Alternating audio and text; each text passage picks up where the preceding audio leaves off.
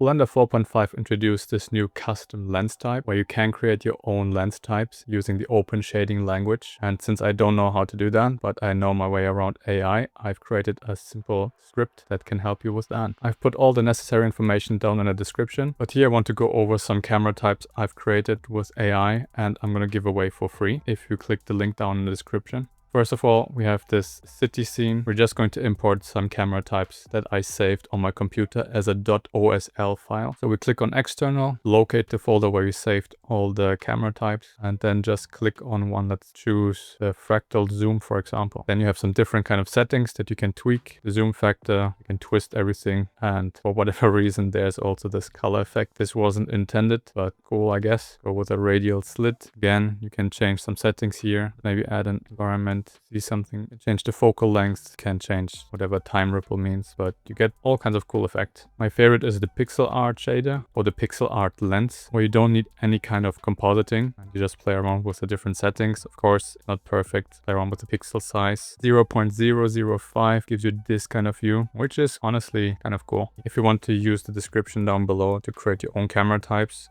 here's just something I would do, or I did. Can you create new camera types for Blender based on the following instructions? Here I summed up with AI again some critical or crucial information you will have to implement to create a camera type. And then you just describe whatever you want, a handheld or adjustable shaking camera, maybe infinity zoom, and just wait. But of course, now as I'm recording, I cannot because there's some capacity constraints right now. So here basically again, the same thing, the instructions, whatever you want as a camera type. And here we have a spiral galaxy, honeycomb maybe. You go up here or you copy just the code, go back to Blender, open a new window, go into the text editor, click on new, paste this, call this whatever. Then you go to the camera, click on internal, click on this text button, click on whatever, and there you have it. And this where you can just iterate through. If you maybe update the code here, let's say we delete this, which will break everything probably. Click on refresh and you will get an arrow down here.